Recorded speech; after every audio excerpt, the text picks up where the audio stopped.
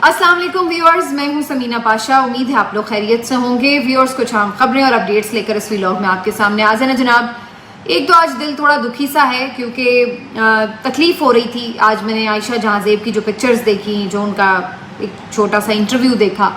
आयशा जहां ज़ेब से मुलाकात हो चुकी है मेरी 2-3 मरतबा, और बहुत नफीस खातून हैं, बड़ी सुलझी हुई, बड़ी खूबसूरत, बड़ी प्यारी खातून और बड़ी हसास खातून हैं। और आज उनकी तस्वीर देखी तशद्दुद ज़दा, तो बहुत तकलीफ़ हो रही थी। तकलीफ़ की वजह सिर्फ एक यही नहीं है, बल्कि ओवरऑल ही जिस तरह से माशरा गिर रहा है उसके ऊपर तकलीफ़ हो रही थी। ख़ावर मानिका की कल की प्रेस कॉन्फ्रेंस से तकलीफ़ हुई। ख़ावर मानिका ने आज जो दरख्वास्तें दी अदालत में, उससे और तकलीफ़ हुई। आयशा जहां ज़ेब को देखा, उन पर तशद्दुद को देखा और तकलीफ़ हुई। सनम जावेद को देखा कि जिसकी रिहाई में रुकावटें हैं और तकलीफ़ हो रही थी। जब ये पता चला कि सनम जावेद को क्यों रिहा नहीं किया जा रहा, तो और तकलीफ़ हुई। तो तकलीफ़ का एक लामुतनाही सिलसिला है जो कि आज शुरू हो चुका है और अभी तक ख़त्म नहीं हुआ। इन तमाम ख़बरों की तफसीलात भी आपको बताएंगे और साथ साथ कुछ दीगर अहम अदालती मामलात से जुड़े चीज़ें हैं, कुछ अहम हक़ाइक़ हैं, वो भी आपके सामने रखेंगे। तो आपसे रिक्वेस्ट है कि चैनल को सब्सक्राइब कर लें अगर अभी तक सब्सक्राइब नहीं किया।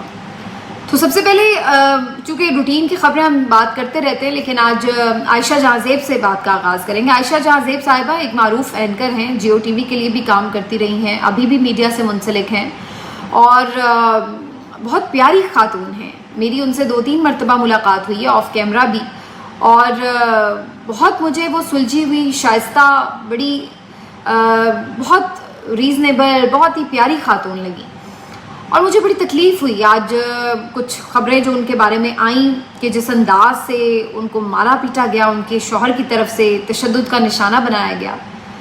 तो मैं ये सोचने पे मजबूर थी कि देखिए, ये हमारा माशरा है जहाँ पे औरत आज भी इतनी कमज़ोर है या इतना आसान हदफ है कि मतलब आम तौर पर आप सोचते हैं कि जी एक पढ़ी लिखी औरत है तो शायद वो उतनी कमज़ोर नहीं है, अगर वो कॉन्फिडेंट है तो शायद वो उतनी कमज़ोर नहीं है, अगर वो जॉब कर रही है, इंडिपेंडेंट है, किसी पे डिपेंडेंट नहीं है, तो वो और भी मजबूत होगी।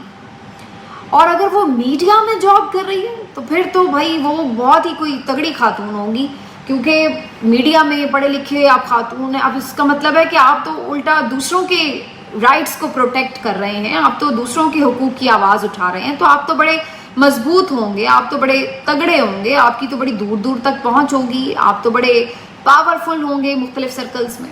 तो एक तासुर ये उभरता है। लेकिन मैं अभी कुछ दिनों में ही देख रही थी कि कितने ही ऐसे वाक़यात हुए हैं कि जहाँ पर मीडिया की ख़वातीन के साथ मारपीट और तशद्दुद हुआ है, जो पढ़ी लिखी हैं, जो डिपेंडेंट हैं, किसी और के ऊपर नहीं बल्कि इंडिपेंडेंट हैं, कमाती हैं, अपने घर को सपोर्ट करती हैं।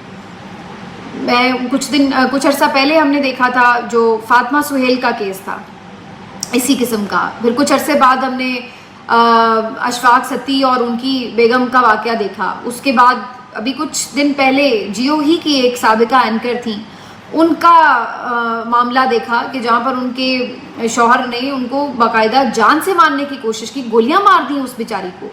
वो बड़ी बाल बाल बची है, तो वो हमने केस देखा।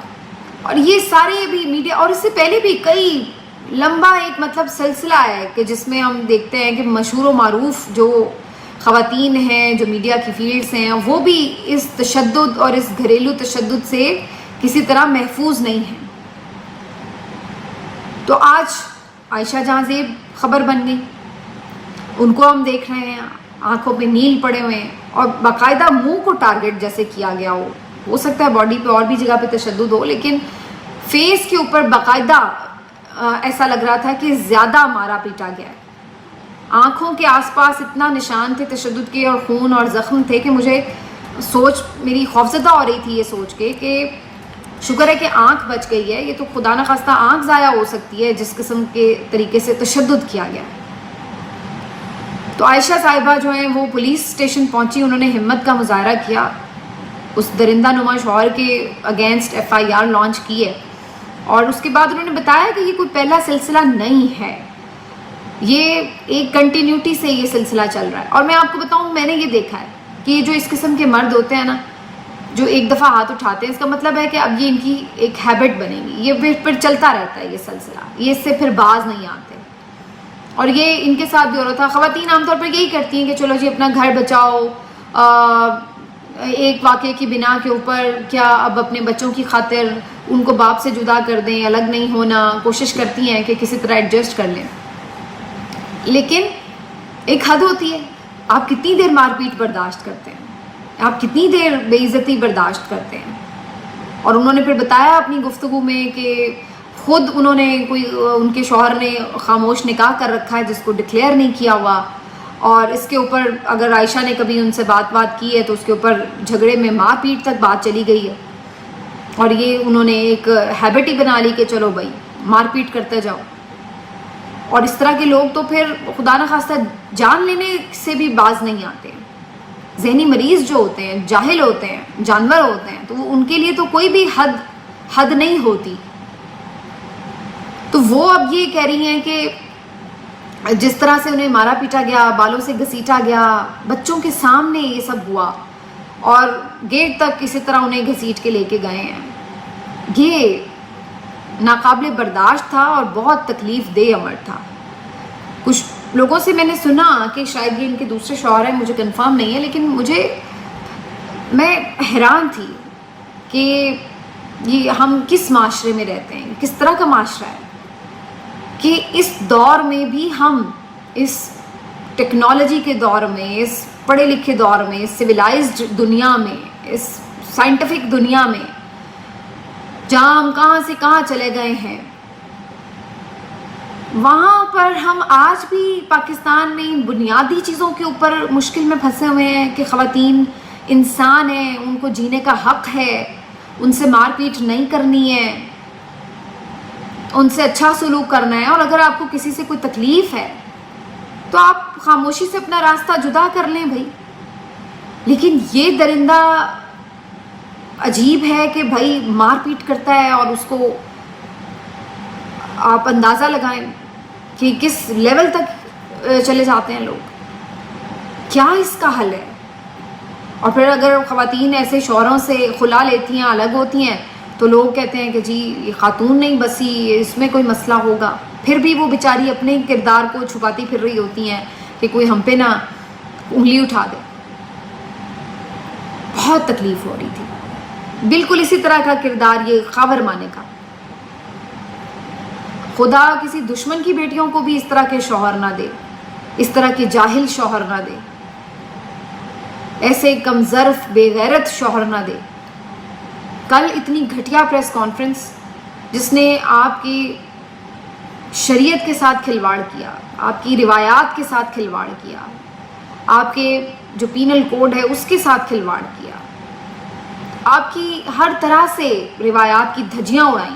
اور آج یہ شخص اس پہ بس نہیں ہوا، یہ غلاظت میں لتھڑا شخص اس پہ اس نے اکتفا نہیں کیا. آج درخواست لے کے گیا ہے باقاعدہ کہ میڈیکل بورڈ تشکیل دیا جائے جو میری بیوی کے 2018 کے پیریڈز کے معاملات ہیں ان کی جانچ پڑتال کر کے رپورٹ تیار کرے کہ واقعی 39 دن کے اندر کیا مکمل ہو سکتے تھے پیریڈز یا نہیں ہو سکتے تھے 3 دفعہ. یہ شخص ہے یہ. اور پھر یہ بھی کہہ رہے ہیں کہ جی اسلامی نظریاتی کونسل بھی اس کے اوپر اپنی رائے دے. کوئی لمٹ نہیں ہے گراوٹ کی، کوئی لمٹ نہیں ہے. اس کیس میں ملنا کچھ بھی نہیں ہے سوائے غلاظت کے. اس کا مقصد بھی صرف یہی تھا کہ عمران خان کو توڑا جائے، ان کی بیوی پہ حملہ کیا جائے، کردار کشی کی جائے تاکہ وہ ٹوٹے، اور اتنی غلاظت بکھیری جائے کہ لوگ ان کے اوپر تھو تھو کریں، نفرت کریں. ہوا کیا؟ ہوا یہ کہ خود ان کے اوپر لوگوں نے تھو تھو کیا، لعنت بھیجی، نفرت کا اظہار کیا، ملامت کی.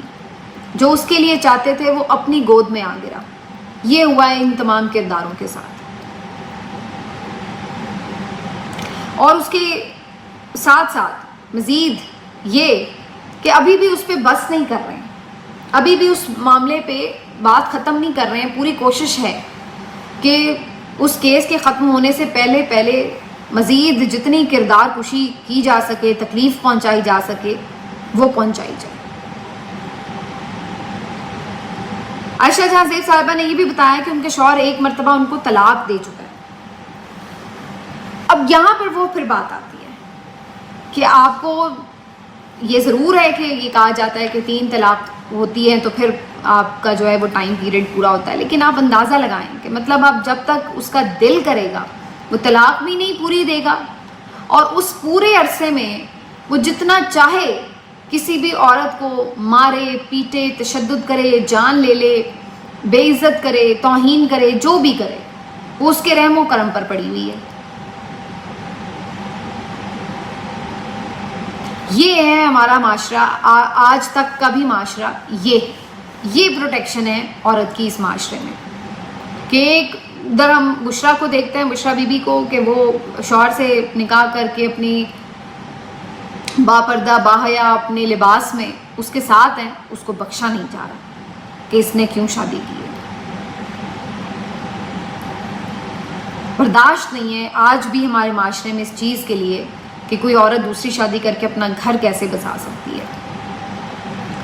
اچھا ہے، برا ہے، کچھ ہے، مارتا ہے، پیٹتا ہے، جان سے مار دے گا، کچھ بھی ہے، بس پہلے شوہر کے ساتھ رہے. میں کوئی طلاق کی حمایت نہیں کر رہی، میں یہ نہیں کہہ رہی کہ کوئی بندہ کچھ برداشت نہ کرے اور ایک دوسرے سے طلاقیں لیتے پھریں، لیکن میں آپ کو صرف یہ بتانا چاہ رہی ہوں کہ جہاں اس نہج کے بھی جانور نما لوگ بھی عورت کو مل جائیں، وہاں پہ بھی عورت کی کیا پروٹیکشن ہے اس معاشرے میں. جیسے چاہے اس کی جو مرضی آپ کردار کشی کریں. اب صنم جاوید کی بات میں کروں گی. صنم جاوید کو اتنی مرتبہ عدالتوں سے رہائی کے آرڈر مل چکے ہیں، نہیں رہا کیا جا رہا. وی ہوپ کہ اب اس دفعہ رہا ہو جائیں، لیکن خبریں یہی آ رہی ہیں کہ جی ریاست کے ٹھیکے داروں کو ابھی بھی صنم پہ بہت غصہ ہے، ان کا غصہ ٹھنڈا نہیں ہوا، انتقام کی آگ ٹھنڈی نہیں ہوئی. تو وہ تمام بھرپور جرری مرد جو ہیں وہ ابھی تک سمجھتے ہیں کہ وہ نازک سی پان دھان کی جو وہ لڑکی ہے اس کو مزید ابھی نچوڑا جائے، اس کو مزید ابھی جیلوں میں خوار کیا جائے، کیونکہ اس نے بڑی زبردست قسم کی گفتگو کر دی، گالم گلوچ کر دی، الٹی سیدھی باتیں کر دیں. تو اس پہ بہت غصہ ہے بھائی، بہت غصہ ہے. تو وہ جو نازک سی لڑکی ہے نا، اس کی ایسی کی تیسی، اس کو جو ہے اب ہم ایسا سبق سکھائیں گے. اس نے گالی کیسے دے دی، اس نے سخت بات کیسے کر دی. عدالتیں بھی کہیں گی ہم پھر بھی نہیں چھوڑیں گے، دیکھ لیں گے ہم. زیادہ سے زیادہ کیا ہے، توہین عدالت لگے گی. اور اب یہ پلان بن رہا ہے کہ ایک آدھا کوئی جو اہلکار ہے، کوئی ایک آدھا پولیس آفیسر ہے، اس کو قربانی کا بکرا بناؤ، توہین عدالت لگوا کے اگر معطل ہوتا ہے، کچھ ہوتا ہے، چھوڑنا نہیں ہے بھائی. آرڈر ہے اوپر سے. غصہ بہت ہے.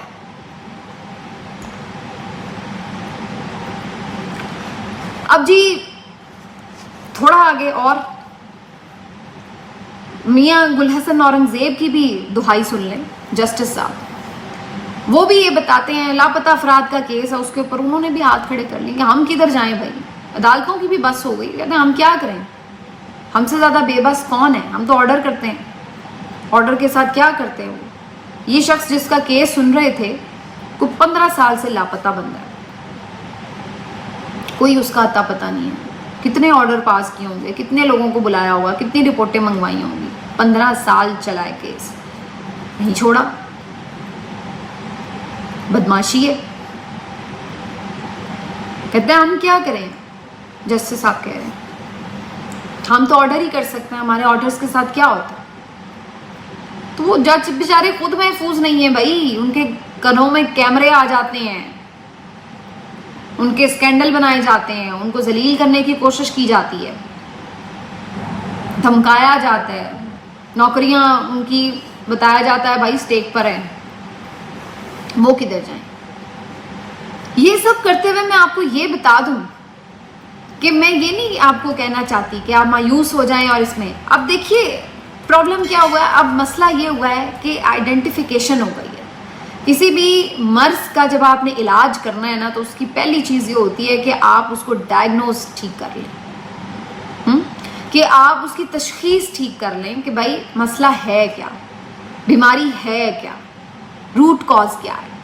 جب وہ ڈیسائیڈ ہو جاتا ہے تو پھر علاج بھی ہو ہی جاتا ہے, پتہ لگ جاتا ہے کہ بھئی یہاں مسئلہ ہے, اس کو ٹھیک کرنا ہے. تو الحمدللہ ثم الحمدللہ اس پوری قوم کو اب بالکل کلیئرٹی کے ساتھ تمام ایشوز کا پتہ ہے, اتنی اویئرنیس ہے کہ ساری چیزوں کا پتہ ہے, سمجھ آ رہی ہے. کچھ جو دھوکے بازی کرتے ہیں, جو کوئی آنکھوں میں دھول جھونکنے کی کوشش کرتے ہیں, جو کوئی لبادے پہنا کے چیزوں کو دکھاتے ہیں, اب وہ چیز قبول نہیں کر رہی قوم. تو اب پہلا فیز تو ہو گیا ہے, پتہ لگ گیا. اب اگلے فیزز کی تیاری کیجئے کہ جہاں جیسے تیسے وہ اس چیز کے اوپر اس کو ٹھیک کرنے کے لیے چلتے چلے جائیں گے. آخر میں تھوڑی سی بات کروں گی میں جی مخصوص نشستوں کے کیس کی, جس کے اوپر ایک میں نے آپ کو ذکر کیا تھا, بڑی میٹنگ ہوئی. خبریں یہ آ رہی ہیں کہ اس میٹنگ میں آخر تک بظاہر ایسا لگ رہا ہے کہ کوئی بہت اس طرح کا معاملہ سامنے نہیں آ سکا جو قاضی صاحب چاہتے ہیں, لیکن اگین یہ ضرور ڈیسائیڈ ہو رہا تھا کہیں نہ کہیں کہ شاید کل تک اس کیس کا فیصلہ آ سکتا ہے, یعنی اگلے دن جمعرات کو اس کیس کا فیصلہ آ سکتا ہے. اب یہ حتمی بات تو نہیں ہے, لیکن اس پہ اب 2-3 چیزیں ہیں. پہلی چیز تو یہ کہ اگر فیصلہ آیا تو کیا ہوگا. فیصلہ آیا تو اگر تو پی ٹی آئی کے حق میں آیا, ایس آئی سی کے حق میں آیا, تو پھر تو ایک چیز واضح ہو جائے گی جس کے اوپر پتہ چل جائے گا کہ ایک تو قاضی صاحب کو ایکسٹینشن نہیں ملے گی, دوسرا کہ کچھ نہ کچھ اسٹرینتھ مل جائے گی پی ٹی آئی کو, اور مزید ان کا حوصلہ بھی بڑھے گا اور عدالتوں سے مزید امیدیں بھی بڑھیں گی, اور عدلیہ میں بھی ایک اسٹرینتھ آئے گی الٹیمیٹلی کہ طاقتوروں کی مرضی کے خلاف ایک فیصلہ دیا ہوگا تو وہ بھی تھوڑا جم کے کھڑے ہوں گے. اگر ایسا نہیں ہوتا اور فیصلہ دوسری صورت میں آتا ہے تو پی ٹی آئی کیا کرے گی, ریویو پٹیشن دائر کرے گی, اس سے ایک مزید آپ کی قوم کے اندر بے چینی بڑھے گی, اور پھر مزید جب یہ لگے گا کہ عدالتیں اب انصاف نہیں کر پا رہی کسی بھی وجہ سے, تو اس صورت میں پھر الٹیمیٹلی فرسٹریشن کا اظہار اور طریقوں سے ہوگا, پھر اور طریقوں سے فیصلے کرنے پڑیں گے, سوچنا پڑے گا کہ بھائی اب باہر نکلنا پڑے گا, عدالتوں کے بس کی بات نہیں ہے. اور کیا اس فیصلے کو بہت ڈیلے کیا جا سکتا ہے؟ میرا نہیں خیال. بہت سے لوگ یہ کہہ رہے ہیں کہ شاید اس کو ڈیلے بھی کیا جا سکے, لیکن ایسی صورت میں قاضی صاحب کو پتہ ہے کہ یہ سپریم کورٹ کے ججز ہیں, یہ اتنی خاموشی سے نہیں بیٹھیں گے کہ آپ فیصلہ لے کے بیٹھے رہیں. یقینی طور پر وہ اس پہ زور دیں گے کہ فیصلہ سنایا جائے. ہو سکتا ہے بہت سے لوگ یہ پریڈکٹ کر رہے تھے کہ ٹیرین کیس والا معاملہ نہ بن جائے, کہ جہاں پہ عامر فاروق صاحب فیصلہ نہیں سنا رہے تھے تو پھر 2 ججز نے اپنے طور پر وہ فیصلہ ویب سائٹ پر اپلوڈ کر دیا تھا, اور بعد میں جب دوبارہ بینچ بنایا عامر فاروق صاحب نے تو اس سارے بینچ نے, جو نیا بینچ تھا, اس نے پھر پچھلی ساری کہانی لکھ دی کہ اس پہ فیصلہ ہو چکا تھا. عامر فاروق صاحب کی بدنیتی تھی کہ انہوں نے وہ فیصلہ نہیں سنانے دیا. تو اگر قاضی صاحب بھی کوئی ایسا ایڈونچر کرنا چاہتے ہیں تو وہ ان کی چوائس ہے. ویسے میں نہیں سمجھتی کہ ایسا کوئی ایڈونچر ہوگا, اور نہ میں یہ سمجھتی ہوں کہ سپریم کورٹ کے باقی ججز ایسا کوئی ایڈونچر ہونے نہیں دیں گے. باقی ہم صرف دعا گو اس وقت ہو سکتے ہیں کہ اللہ تعالیٰ استقامت دے ججز کو کہ وہ حق اور سچ کے مطابق فیصلہ کر سکیں, جس سے پاکستان میں تھوڑی امید جاگے اور لوگ بہتری کی طرف سوچ سکیں اور جا سکیں. کیونکہ اگر عدالتوں سے انصاف نہیں ملنا تو جتنی میں نے آپ کو شروع میں دہائی سنائی ہے ساری, جتنے آپ کو کیسز بتائے ہیں, تو پھر اس کے بعد وہ سب کہاں جائیں گے؟ ایک دنیا میں تو ایک عدالت ہی ہوتی ہے نا کہ جس کے پاس آپ چلے جاتے ہیں انصاف لینے. تو اگر آپ نے انصاف پہ مبنی فیصلے نہیں کرنے تو پھر یہ سارے مایوس لوگ کدھر جا کے سر دیواروں کے ساتھ پٹخیں گے. ملتے ہیں آپ سے اگلے ویلاگ میں, اپنا خیال رکھیے. اللہ.